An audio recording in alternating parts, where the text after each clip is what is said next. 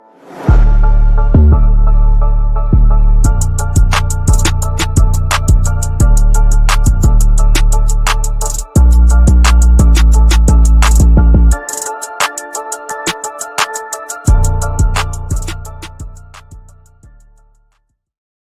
live. Welcome in, ladies and gentlemen. I'm one of your co-hosts, Blake Ruffino. Alongside me is my counterpart and co-host, Joe DeLeone. Good evening, good sir. How are you? I'm doing great. Did you see Clemson, Florida State, and Oregon State legend DJ Uiagalelei declared for the NFL draft? Did you see this, Blake? I did, and I got a call from a MLB baseball executive that still thinks, and I've told you the story. Yeah. They drafted him last year, and they still think that he can play baseball. But good on him, man. Well, good on him. I mean, listen, man, I don't want to continue to trash on the kid. He wasn't a good football player. He tried hard, but good for him. It is what it is, man. And I hate that his career ends like that, but, you know, he wasn't the main reason of why Florida State sucked. Yes and no. They were losing games without him. Let's call it what it is. Yeah, well, a lot of things went wrong. I think that putting a lot of faith into him to start the season was step one of all of those things going wrong. Very well made. But here's the thing that's interesting, starting off the show here, that I think that we need to monitor. Ross Dellinger reported, now I know of two, I don't know the other two, but Brian Kelly and Mike Norvell giving parts of their salary to be a part of NIL. I guess, Joe, we talk about Mike Norvell in this situation. We've seen other coaches do it, but, man, this seems to be the economic way of the world if you want to get your team back to where you think it needs to be and hitting the transfer portal. Well, the thing that I think a lot of college fans may not really understand the grand scope of how revenue sharing is going to impact the future of this sport. Eventually, when that is implemented, and I forget the exact timeline, it actually might be this upcoming season, there is going to be less of Kelly, to rudely interrupt you, Brian Kelly literally said on Friday that they expected to be July the 1st when the fiscal year begins. So there you go.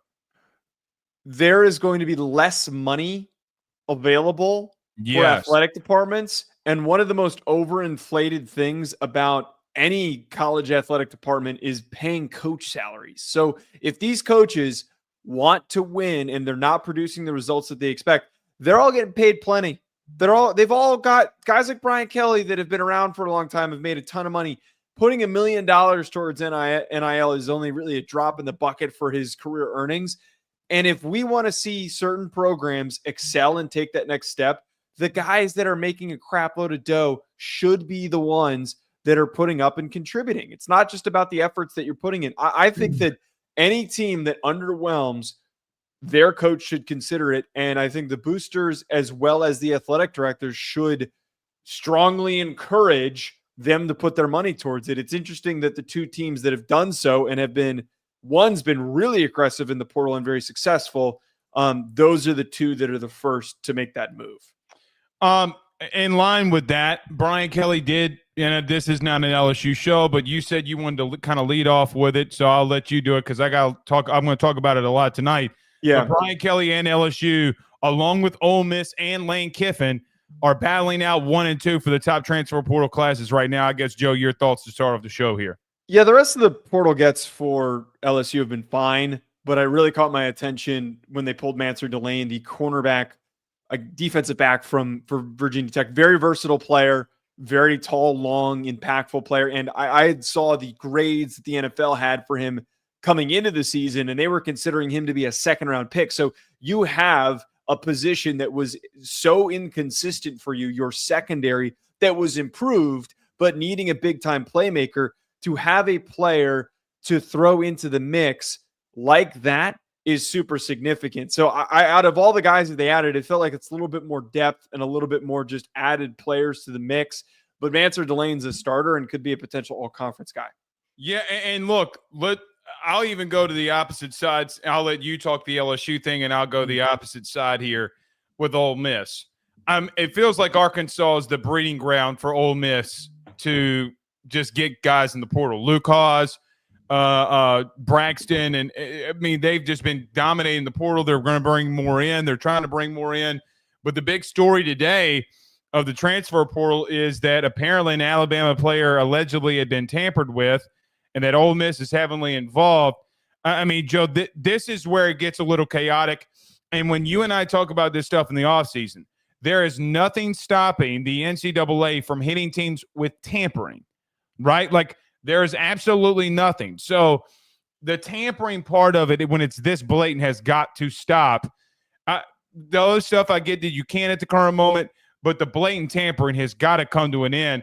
And look, man, if we're being honest, Alabama is taking some lumps right now when it comes to guys entering the portal.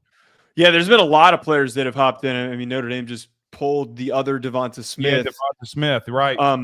Who had a little bit of a shaky time with Alabama, didn't really live up to the expectations, former 4-star. But it's kind of ironic, I will say this, Blake, that the Alabama roster is the roster that's now getting tampered with, when many kind of quietly made the comments of like all the top SEC teams, the top Big Ten teams were the ones who were going around tampering with opposing rosters. I'd love to know who's doing said tampering, because I think that would be even funnier if it was like a mid-level program that was coming in offering money. I'm not trying to be rude here, but you have one of the lead reporters of Alabama football reporting on that Ole Miss has tampered. I mean, so it is. So you think it's Ole Miss that was doing it? Then? Well, I mean, look. Let me be very clear here. I don't know, right? Like, so I'm just going based off of what's been shared on the internet, and this is a lead Alabama reporter, and it's not like this guy doesn't cover Alabama. He's on 3, and he's out here saying, "Hey, this kid's been tampered with." Well, I mean, he's gotten a 7-figure deal. He's more than likely going to go. So yeah, Joe. I mean. Too many things line up, because then Hayes Fawcett of On 3 then breaks the news that the kid's entering the portal. Yeah, I do think he's been tampered with. Too many stories are lining up at the current moment on this. The only problem with the tampering discussion is I just don't know what the fix is. Like I feel like it's a lot. It's still illegal to tamper. Right. Well, that's the whole point, is that this is highly illegal and a serious problem within the sport. But the NCAA has taken the stance of they're going to stick their hands up in the air and just say, y'all do whatever the hell you want, because that's what you asked for. This is the world that we live in. It's because of what happened with everything this past offseason. There is no way to visibly fix it. Tampering is just something that we live with now. It sucks. I just wish that with the House case, there was some way to push that into the mix, but we're like 4 steps away from getting a fix for tampering. Worse. I mean, I don't. It's going to make things worse. I don't think that the House case. How does it make it worse? You say that, but then I listened to. Speaking of the coaches we just talked about, I listened to Lane Kiffin last week. Joe, there's not a set target market that they could give a kid TV revenue money more than everybody else. So, for an example, if Michigan wants to give Bryce Underwood $6 million of their TV revenue money, they have every right to do it. Yeah. So it doesn't stop. It gets worse. The tampering will pick up to say, hey, man, how much are you making at Bama? Oh, well, brother, we got $150,000 extra for you to come over here. It 100% is going to happen. And then guess what? Get ready for it. There are going to be teams that have under the 85 scholarship limit, and they're going to say, well, hey, man, we have an extra pot of $300,000, $400,000, $500,000 that we can utilize here. So I think it gets worse. You have head coaches going to the podium and saying this right now. I don't necessarily think TV revenue makes it worse. I just think that naturally itself gets worse. The door gets kicked down and it starts getting worse. Well, there's other things that I've said that could happen. Like I said, the TV revenue was coming, and you shot that down. So I mean, I'm like, we've both been wrong here. We've both been wrong here. Hold on. I said it's not coming until the House case passes, and then the House case passed. Okay, I don't know if we're okay.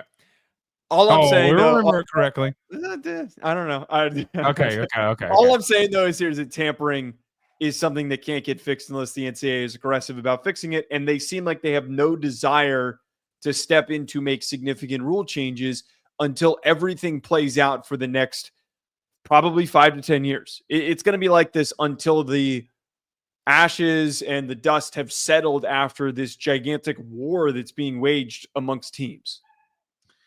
We're going to find out, man. We're definitely going to find out. But one thing is for sure, all of you playoff teams, get ready because I have figured out AI. That's all I'm saying. Oh, my God. Yeah, you've been having way too much fun with that. Elon Musk is a genius. That's all I'm going to say. So if your team gets beat this weekend, maybe following AY Sports. All right. So Joe and I will get into, so we're going to preview these playoff games again, but we're going to do it in a different way. Joe, keys to victory for all of these teams and in these games, and we'll go with that. And then we'll talk about, or unless you want to get to it now, Drew Allar announced that he's returning. Do you want to get that to now, or do you want to wait to the end? Let's get to it now because you set it up. Okay. Drew Allar announced, the Penn State quarterback, Joe, that he is returning. Your thoughts on his return? Yeah, he's going back for the 2025 season, assuming he would be a part of the 2026 NFL draft. From him playing at Penn State, that perspective, it's huge for the team to have him coming back, a player who has taken huge steps forward, who we see the videos of when he was in high school learning how to throw the football. He was really freaking raw. He has rapidly gotten better season by season. So one can only think maybe Drew Allar could be a Heisman Trophy finalist. He's got the tools. He's got the traits. His decision-making has gotten better, and he's playing in a system that is going to accentuate his skills and help him succeed.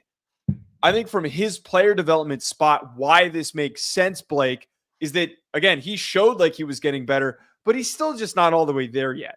He's still making some of the silly mistakes that you would hope your starting quarterback who started for 2 years wouldn't be making.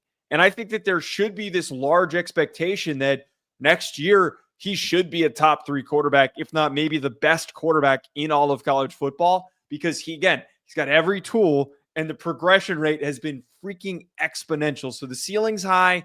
Let's see what this does for Penn State.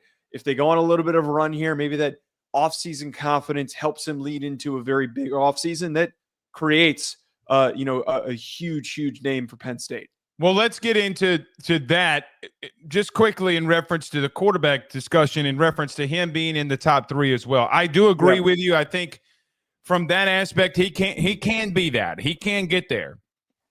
Andy Kotelnicki coming back, I think, is a massive deal for him. Being in his second year under an offensive coordinator is a big-time deal. Joe, we've literally seen, Heisman Trophy winners the last couple of years. What do they all have in common? Their coordinator's back for year 2. It's a massive deal. Absolutely. If you want to talk about Hunter, Daniels, Caleb Williams, in a sense, going into a second year with Lincoln Riley, it's a big deal when you look at it year in, year out. Bryce Young says hello in and of itself, too, along with Steve Sarkisian and Devonta Smith. But I look at him and say, yeah, I could see him. And the quarterback, I want to be careful here. The quarterbacks that are coming back, Milroe may return, okay? Allar may return or is returning. Nussmeier announced that he's returning. You have Arch Manning, Dante Moore, DJ Lagway. There's a lot of big-time quarterbacks on the surface, Joe, that will be emerging here that, quite honestly, I think is better than this year's top crop, right? I think you have Cam Ward and Shador, but there is a plentiful of quarterback in this scenario, him being the top 1. Now, his TDs went down a little bit this year from a passing aspect, but the play went up, right? The play massively went up for me. The TDs don't indicate how good he's been. Joe, 21 touchdowns, 4 interceptions. Decision-making gone down. Here's the biggest thing for me. A 63% completion percentage guy now to 70. That tells me a couple of things. It tells me, number 1, he's big. He's a better decision-maker. And number 2, that he's learning the game of football. What happens now in a whole nother year with Andy Kotelnicki is a whole different other conversation that we got to have here. But then I see the confidence growing when he puts his head down and he runs the football and he's like, I might be white and I might be very slow at times, but you're not going to deny me. Joe, he's got 6 rushing touchdowns. The kid is a ball player, man. I love watching him play football. And here's the biggest thing. He's 21-4 TD to interception ratio. He threw 3 of them in one game. So there have been long stretches, very long stretches of there being situations where he's gone a lot without throwing some. The thing is about against the better defenses that can get after him, he's had some issues. So I'd like him staying. I think it's good for him staying. Him coming back is going to put him one of the top quarterbacks. And Penn State, you have a Heisman Trophy contender that's coming back at quarterback. So it's going to be interesting to see how he develops and keeps going here. But 70%, Joey's going to throw for 3,000 yards. He's going to have probably around 25, 26 passing touchdowns when it's all said and done for him. And then 6 rushing. I think the kid's going to – I just watch loving him play football. So good for him. Yeah, couldn't be more excited for what this means for Penn State. I think that the last bit with this before we hit the break here, I like getting to see good football players improve. Yeah. I am a draft nerd. I am a film nerd outside of this show. Anyone who follows me on Twitter knows I share a ton of clips from guys when I watch all 22 film. And one of the things that excites me is seeing guys that are good athletes like Drew Allar improve. So to know that he gets another year in this offense, I hope that they're aggressive and they go get at least one receiver to be a go-to option for him, because he's going to be without Tyler Warren, assuming I believe he's out of eligibility or he's going to be a part of the upcoming draft class. Regardless, to see him get better and the opportunity for him to get better instead of jumping to the NFL and thrashing and struggling. Guys like him struggle and tend to take 3-4 years. It almost reminds me, this isn't a direct comp, but like it makes me think of like a Sam Darnold. Sam Darnold, who he declared after his junior season, didn't play a ton at USC, but put up a lot of really good film and a lot of really good traits, went to the NFL, and he struggled until now when he's 27 years old. So it's always better to get more reps rather than to jump to the NFL early. I think it's something that NFL quarterback prospects need to realize more of. Last thing for me, Penn State fans, I've seen 2 quarterbacks come back for their senior year. I'm a living testament to see of how bad quarterback play can be. And then all of a sudden, light turns on. And I'm like, uh-oh. Now, I'm not saying Drew Allar's that. I think Joe Burrow has actually walked on water before. But, what do I know? So it's going to be interesting, man. He's going to be a top contender. That he makes Penn State a top contender next year, too, if they get a lot of these guys back, too. All right. Yeah. Joe, we're going to get to these games. Let's get to our good friends over at betonline.ag. No super chats in the building right now.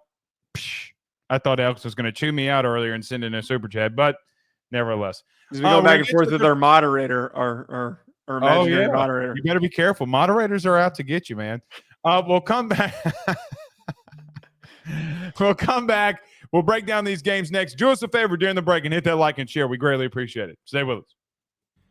BetOnline is the fastest and easiest way for you to wager on all of your favorite sports, contests, events with the first-to-market odds and lines. Find reviews for all the news for each league, including Major League Baseball, NFL, NBA, NHL, combat sports, college sports, esports, and even golf. BetOnline continues to be the top online resource for all of your sports information for live in-game betting, props, and futures. Head on over to BetOnline today and use your mobile device to join and make your first sports bet. Use our promo code BELIEVE50, that's BELIEVE50, BLEAV 50, to receive your 50% off welcome bonus on your first deposit. That's betonline.ag, betonline.ag. All right. So, Joe, we've already broken down these games once, but we're going to go back and do it again. This time, we're going to talk about our keys to victory for these teams in these first-round playoff games. Let's start off here, Tennessee and Ohio State. Now, first off, have you been seeing that Tennessee fans are buying up a lot of tickets and might try to overwhelm? And look, man, they cracked the very easy password to bypass the security for the tickets. Did you see that? That was what happened. It was I did not see that. But okay, look, man, as someone who covers a team in the SEC, also they will travel, buddy. That fan base, they are loyal they are loyal. So it's going to be interesting. But as we look at Ohio State and Tennessee and keys to victory for both, I guess we can start off here with Ohio State. How do you see their keys to victory? What do they need to do to win this game? And then if you want to transfer over to Tennessee, we can. Yeah. Let's start with Ohio State first here for me. I think that we mentioned this last week. Their biggest, most important thing is Chip Kelly needs to run the offense through their playmakers. They need to rely heavily on their receivers. That has been their biggest downfall. We have watched, and the Michigan game, I think, is like the truest form of what happens where you're overthinking things and you're overpressing in preparation and how you're looking at the game and how you're going through it. They did not do a good enough of a job of getting the ball to Emeka Egbuka and to Jeremiah Smith. If you are having any issues running the football, which you're going to have happen in this game because you're going up against one of the best run defenses and one of the best defensive lines in the country, you got to find ways to get the ball out quick, get the ball to those playmakers, get them to your receivers, and rely on them. That has to be the biggest thing for me. I think if after the first quarter, we see a couple of short drives and this thing's 0-0 and it's a little bit back and forth punting, but Ohio State is getting way too simple with it. They're trying to run the ball and they're running into brick walls. If they're not doing this, and they're not trying to air things out, I would be worried, and I feel like it would be easy to predict that Tennessee's going to win that game if it goes that way. I gotta push back. I think they're going to have to air it out. If I'm being honest, that's what I'm saying. They're going to have to. I'm saying if they are not doing it early in the first quarter, then I wouldn't have faith that things are going to change the rest of the game. All right, fair. My bad for misunderstanding that. Then, look, number one, you're 1,000% right on them. You can't bang your head up against the wall if you're not unable to run the football. You have injuries along your offensive line. If you're having struggles, you're having struggles. Now, apparently it's coming out of Ohio State media today that Chip Kelly's watched that game against Michigan over and over again. It doesn't stop your guys at center and your guy at tackle getting exposed. I still already, and I told you in the beginning of the season, I thought that they had a guard problem. Nebraska said, hey, Mr. Ruffino, we agree with you. They got to find extensions of the running game. So what are extensions of the running game? Joe, throw the ball in the flat to the running back. Drop back to pass, run some verts. Check the ball down. Get those 5, 6, 7-yard gains. Let it be 2nd and 3 or 3rd and 3 for you to be able to convert. Those, when you have struggles along your offensive line, there are ways to game plan around not being able to run the football. This is not the first time that we've seen a team on a championship run have a beat-up offensive line. Knock, knock, knock. Patrick Mahomes in Kansas City, if you just watch the NFL, literally showed you the year when they lost it, okay, that they had issues along their offensive line. A lot of guys hurt. They couldn't rebound from it. They still got to a Super Bowl, but they had a game plan for it. What did they do? They threw the ball to Clyde Edwards-Helaire out of the backfield. Then a couple years later, Pacheco out of the backfield. You got to find extensions in the running game and get those minimum mid-range yardage. Because if you can't run the football, then there's other ways around it. The biggest thing that I agree with you, though, and we're pretty much lockstep and key here, you got to get your playmakers the ball in space. There's another way to extend the running game, too. Go trips left, tight end right, run a bubble screen. Get to 6 yards. Literally make Tennessee's DBs that we've seen struggle tackle in space.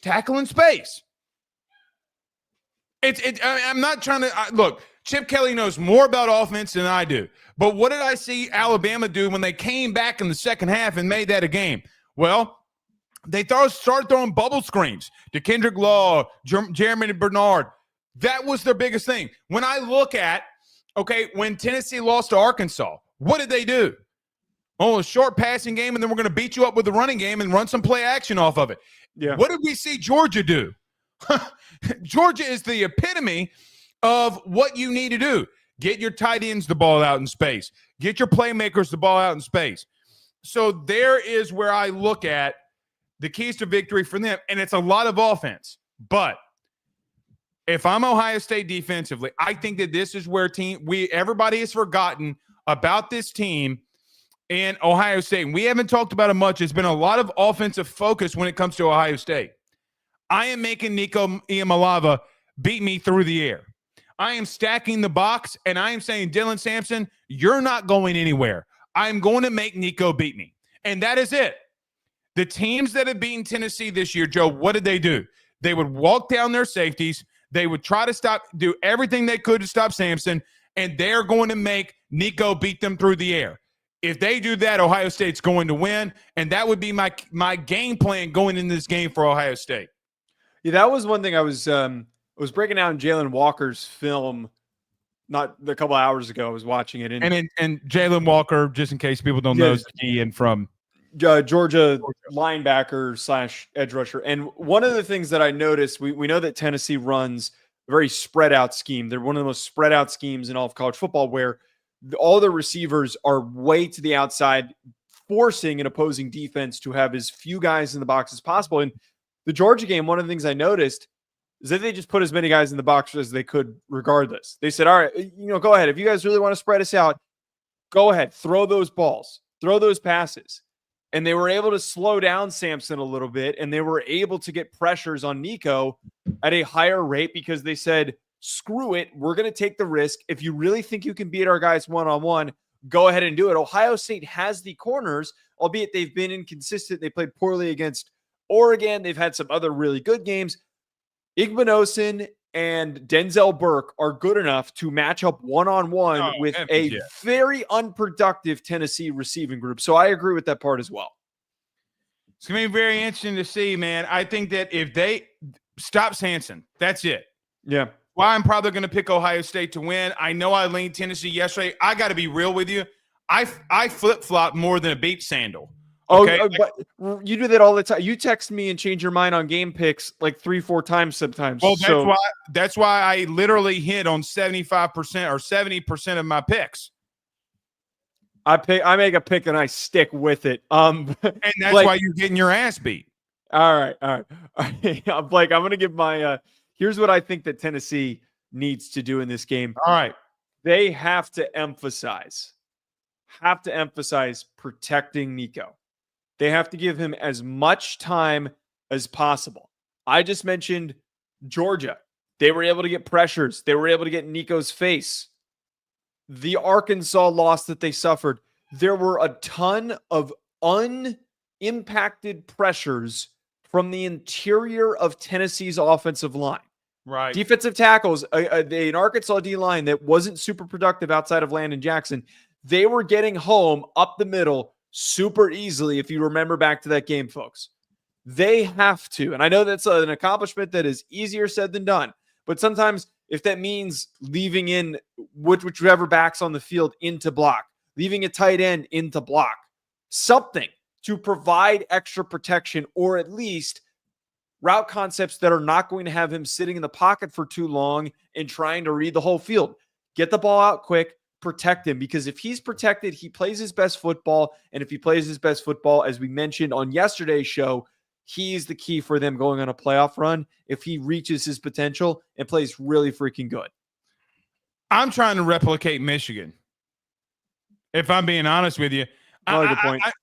I'm really – listen, I think Tennessee can do is clearly better than Michigan. I get it. It's a rivalry game. How does Ohio State respond? I get all of that to the Ohio State fans that will watch this.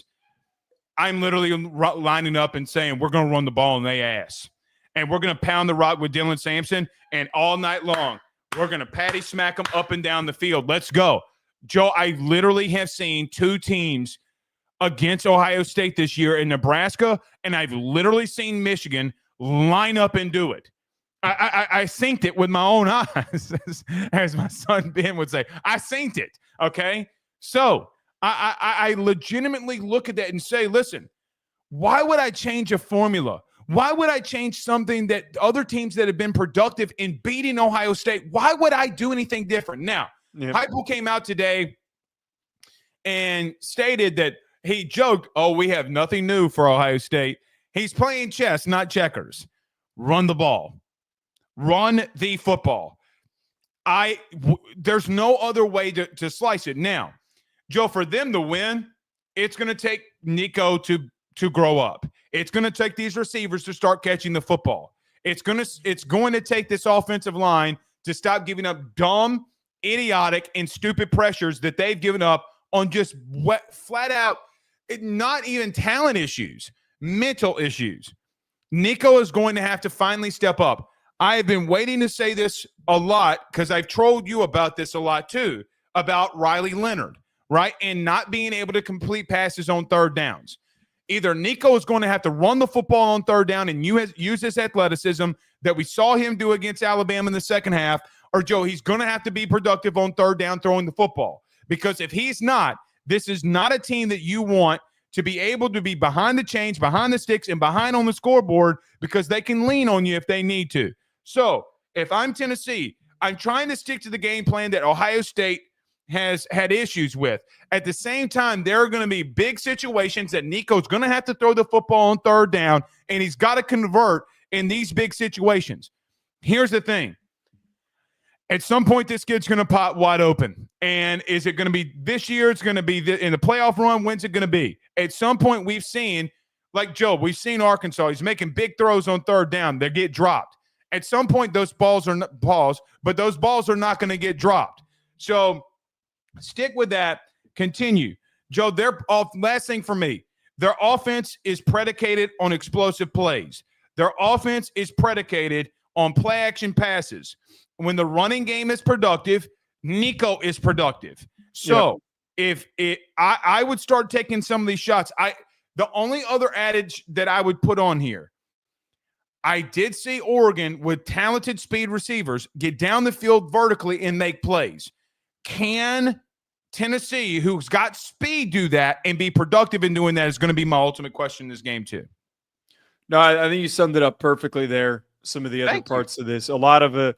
All right. I don't like when we agree this much. I really did a good enough of a job. Well, what we've said before that when we agree, we tend to get a lot of things right. This is true, and that's scary. Forces.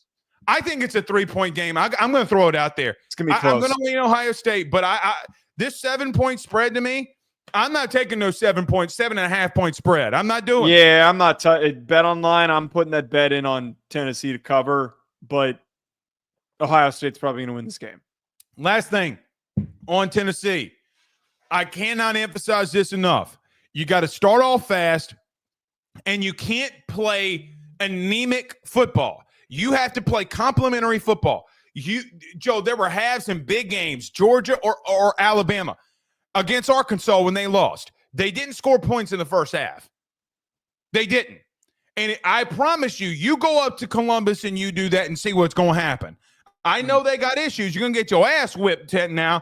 You better go up there and play complimentary football. I don't disagree. All right. We got to get to these other games, so let's jump to the next one. Notre Dame and Indiana, Joe, we continued breaking down these games. We're doing the keys to victory yet again if you're just joining us. But your keys to victory on how Notre Dame beats Indiana, your thoughts? Yeah, I think that the biggest key for them is getting after Curtis Rourke when he's throwing the football, forcing turnovers. We saw what happened against Ohio State where they had some success running the ball. They had an early successful drive where they were able to score and finish off that drive. But as the game went on, the attrition of Ohio State's defensive front started to wear down on Indiana to the point where in third and long situations, he didn't have any time. Notre Dame, one, has the defensive lineman, especially in the interior. It seems like Howard Cross is going to be playing in this game, and Riley Mills has been awesome. They need to impose their will, and they need to get after Curtis Rourke. And if you get after him, you have one of the most advantageous secondaries that is great at taking advantage of opportunities to turn the football over. Convert, force those turnovers. It's going to be wet. It's going to be snowy. Get the football, flip the momentum if things get close. That, to me, is the biggest part for Notre Dame. I think the biggest thing for me in Notre Dame is just being yourself. Be who you need to be. Because, Joe, when I look at them and I look at Indiana and keys to victory for this game, you just got to be the physical dominating team that you can be up front. And that's just the God's honest truth. I think Indiana, I want to be careful here because I don't think that they're a scrub team. But every time I see Indiana go up against a team that is recruited well, that's got a physical football team, man, they have not looked good. No. They have not looked good at all. They've got punched in the mouth, and they have not known how to respond here. Stack the box, make quarter. They're going to be able to run on you. We saw a run on Ohio State. They're going to be able to run the football on you a little bit. Stack the box, and Joe, I'm making Curtis Rourke start beating me. I legitimately am, because I know that we can get home to him. I know that we have good enough DBs and corners to go out there and make plays. Joe, every time I see you talking about getting after the quarterback, every time I watch a Notre Dame film, Alsbury, a linebacker, coming from different directions and different angles to get to quarterback. Howard Cross is back, if I'm not mistaken here. Is he not? Well, he's supposed to be. He's supposed to be available for the game. Well, then that's even more massive for being physical and dominating up front. Line up and run the ball. Now, there's going to be – I do still think that Indiana defensively is good enough to stop you and put you in critical third down situations. Going to continue to lean on it. Riley Leonard has got to complete passes on third down. You are much better getting in 3rd and 5 short than you are in 3rd and 5 plus. I'm stealing this from our good friend Josh Pate for just a moment. The conversion rate drops 100 points on third down from 3rd and 4 short to 3rd and 5 or longer. So I am stealing that from him, but I just want to put it out. Listen, that tells me one massive thing. When they got to throw the football on critical situations, they have not been able to overcome that yet. I've seen Indiana multiple times this season go up against physical football teams defensively and be okay. Can you run the ball? Can you throw the ball on third down in critical situations is going to be the key for me. I disagree on that portion of it, because you led this in perfectly by saying that, be yourself, and being yourself is avoiding those situations, is converting and grinding away and getting as many yards as you can through running the football and relying on Riley Leonard as a runner. I think if you're placing all this pressure on Riley Leonard's shoulders to be a passer and to convert in 3rd and long, yes, does he need to win in those areas? Yes, that's important in any football game. But I think that if they're in that many situations, that means that their run game is getting completely stymied, or they're throwing the ball way too much. I don't think Notre Dame's going to come into this thing trying to throw the ball very much. The reason I say that is if I can see him do it to Ohio State, what makes me believe that they can't do it to Notre Dame? Like remember early in that game at Indiana against Ohio State, Joe, remember, we were like, oh shit, this is a slugfest early. And then they just kind of started pouring it on. But my whole thing is that I had to see Will Howard do it. They're two very different types of teams, though.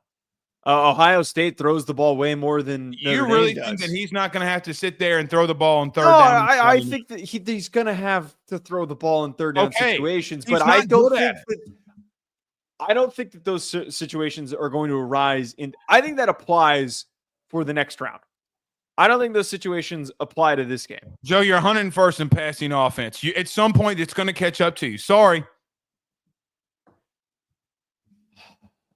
They run the ball too well for them to be worried about suddenly changing their identity in the playoff. If they try to change their identity, they haven't had to change their identity because, quite frankly, they have not gone up against anyone that's able enough to stop it. So that's just the truth. Indiana, your thoughts on their keys to victory?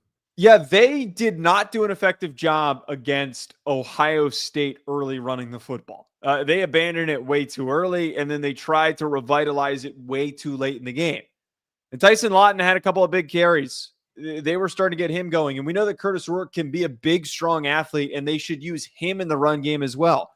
We've talked about the weather and the snow being a huge implication here. I think a lot of these teams are going to have problems trying to throw the football. If you remember, I don't think there's going to be as much snow as this game, but anyone who watched the Bills completely smoke the 49ers on Monday Night Football, or it was a late night game, primetime game, they relied on running the football, and they used Josh Allen as a runner.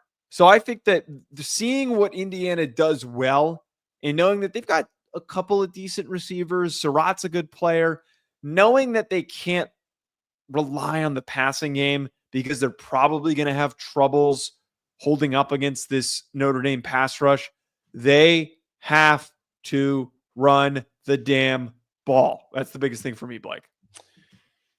I agree with you. They're going to have to I don't know if they can protect Rourke long enough. I mean, you couldn't against Michigan. You couldn't against Ohio State. And quite honestly, I'm not blaming anything on him. My man was taking shot after shot.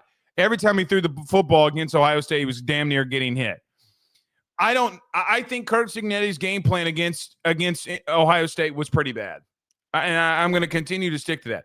Why are you trying to put Curtis Rourke in these passing down situations? Why? Like, I never understood it. Now, one thing is for sure, if Indiana can run the ball in Ohio State, they can run the ball on Notre Dame, in my opinion. I think that they can have some success. The problem with me on Indiana on a key to victory, you're just going to have to be able to protect up front and pass pro against your offensive line. I think you can win some. But in the snow, in that weather, in that environment, can you? I mean, it's not necessarily the most favorable situation to put yourselves in. Joe, I'm trying to find ways. I was trying to find ways today on how Indiana can win this football game. I don't know. I really, really, really don't. The only thing that I could see about Indiana winning this football game is you replicating it in NIU. What do I mean by that? The philosophy, not the game. Philosophy is we're going to run the ball for 4 yards and we're going to line it up and run it again. And then we're going to run it again. Basically what Notre Dame wants to do, you got to try to replicate that in some forms of fashion. So that would be the only way that I see them winning. They have an uphill battle. It is not a completely impossible first-round matchup for them against Notre Dame. There's a path that they could win, just like everyone criticizes Indiana for being unproven. As much as it pains me to admit it, Notre Dame is equally as unproven. So, I mean, if not more unproven, because they didn't face a team like Ohio State that's in this playoff field. So, they could get it done. I agree. I partially agree with you. I don't know if I feel great about them in this matchup, knowing their weaknesses. They need a lot of what we've talked about here to go their way. They need to play a really sound game. Oh, very sound. The thing is, man, is that pass pro would terrify the hell out of me if I'm Indiana. Yeah. You better get the ball out quick, is all I'm telling you here. Yep. So we'll see. All right. You want to move to Penn State SMU or Texas Clemson? Let's do Texas Clemson first. All right. So, Joe, we continue on our path here. Texas and Clemson, keys to victory. We'll start off with the Texas Longhorns here. What do you think that the Longhorns have to do to win this game versus Clemson? They need to rely on their defensive line and the pressure that they're able to consistently generate to win them this football game. They need to impose their will early, and they need to be aggressive. They're one of the best teams in the country. I believe actually the best team in the country in havoc rate, in producing pressures, sacks, tackles for loss. This Clemson O-line got propped up for no reason in the offseason, and it has been underwhelming the entire year. They got their butts kicked against SMU when they were trying to run the football. They couldn't get things going on the ground at all. If you're able to hit home on Cade Klubnik and you're able to get in his face, that's the biggest part about this, because the rest of it's all chalk. Texas is the more talented team. You generate early pressures and you get an early turnover, sack, forced fumble or an interception. It is going to be tough to dig yourself out of it if you're Clemson. So Texas needs to rely on their athletes, on their D-line, and then just go to work on offense the way that we know that they can. If this thing gets close, and as we've seen before, Texas hasn't really finished very well in these close games, then I would be a little worried. But you got to go be aggressive early and create a big lead by going after Klubnik. Yeah, I mean, and the thing about this for Texas is Clemson 60th in the country in passing defense. They have not been good at stopping the run. So the thing that's plagued Texas the most in these close games and in the games that they lost against Georgia, what could they not do? They could not run the ball. It was 80-some-odd yards against Vandy. It was way, way, way worse than that against Georgia. So you got to get wiser going, and I think that you can. Joe, I saw their passing attack be pretty efficient against Georgia. The interceptions don't really bother me in the sense of balls getting, and I said this last night, I'll say it again, balls getting batted up in the air and freakish plays happen. I thought Quinn Ewers played fine enough for them to win that football game. I think that this is built for them at home. It's built for them against a defense that cannot stop the run and is bad in their secondary. And, Joe, quite honestly, their receiving core is best receiving core Clemson's seen all year. And I've seen a litmus test of what a team that's equal to Georgia, what it looks like. Yeah. I saw what happened. I think it can continue here. The second thing to your part about the defense getting after Cade Klubnik. Now, the key to victory for them is that he's got to be Superman, but in reference to Texas, you just got to put an ungodly amount of pressure on him. I don't know if Maffa, to your point last week about his health status, I don't know about all that. Yeah, but what was like a rotator cuff? I mean, that's brutal for a Joe. You're hitting with your shoulder. You're hitting with your rotator cuff. I mean, it's just not. It's a bad recipe for disaster here. So this is what I'd say to Texas. If you've ever watched the movie Aladdin, be yourself. So you'll know exactly what I'm talking about. Kids in the 90s babies will understand what I'm saying. 90s babies will understand what I'm saying. We get a Disney reference on the show. Well, here we go. Be yourself. You don't need to do anything. Now, the only thing I do want to see Arch Manning get in the football game. I don't think that they can win it without him. Yeah. And if you get in a situation where you can put him in, you need to do it. To jump over to Clemson, because we are coming up on time shortly, but to jump over to Clemson, Blake, they have to. I mean, this is the simplest key to victory out of any of these games that we're talking about here. Force Quinn Ewers to beat you. I would do everything possible to take away the run game. Clemson's corners aren't bad. They're not great. They're not going to be good enough to really win one-on-one consistently. But if we watch the 2 times that Georgia beat them this year, Blake, what they did is they completely removed any ability to get things going on the ground. And there was success in the passing game, especially in the SEC championship game. There was success. But what eventually caught up to Texas is that with how many passing attempts they needed to move the ball down the field, because Quinn Ewers throws the ball, we had to throw the ball so much, you're increasing the chances that he throws an interception, that he turns the ball over late in a drive, the middle of a drive. And not all of those plays were truly his fault. We mentioned the tipped one that he had in that game, but it was still created opportunities by disrupting the ball and putting it up in the air. So what I'm saying here is that Clemson needs to do everything possible, extra bodies in the box, to take away the run game. They've got D lineman. Demonte Capehart is a dude. He is a big, strong dude. He's their best defensive lineman. He needs to have a great game. They got to rely on their D line and their linebackers to play their asses off. Otherwise, like we're talking about here, if Texas gets to get comfortable early, it will get ugly very early as well. And I agree with that. Listen, I think when Quinn Ewers gets hit in a game, instantly he's flustered. Yeah. I see it way too often, Joe. Way too often. The kid's got talent, man. You can't deny that he's got talent. I don't know if he's got heart or want to. Like, man, when you can get to him. I'm doing exactly what I'm sending the heat. Look, man, if you're going to beat me anyway, I'm going to go out with my sword. Now, one thing that I just want to point out here, I know that Clemson does not have the horses that Texas does. Dabo's still Dabo in some ways, man. And you can't go against the experience. But I just think this is just way too much for Clemson, man. Cade Klubnik's got to be Superman. Listen, man, if your first 3 reads are not there, you got to go or you're going to get killed. Mm-hmm. And I would even limit in the first half when everybody's not tired and ready to go and adrenaline's flowing. I'm going 2 reads, and Joe, I'm getting the frick up out of there because, look, man, Cade has made some really good throws this year. He's done some really good things. Speaking of quarterbacks that are coming back probably. But, look, man, you got to get out of there or Texas is going to get to you. I don't know if they can run the football. And so I'm looking at these first-round matchups, Joe, and I'm trying to find ways to win. I don't know. The only thing that I could think is that you got to capitalize on the Texas mistakes, just like Georgia did. You can't have that many penalties and think that you're going to win football games. And here's another truth. Texas has played down offensively to the level of their opponent.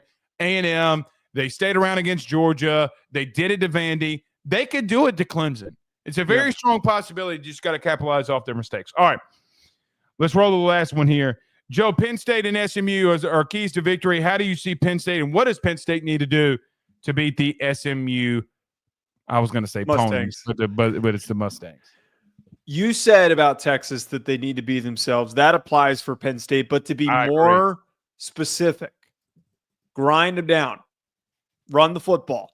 It's a strength for a lot of these teams, but it's the biggest strength for Penn State, especially coming into this matchup.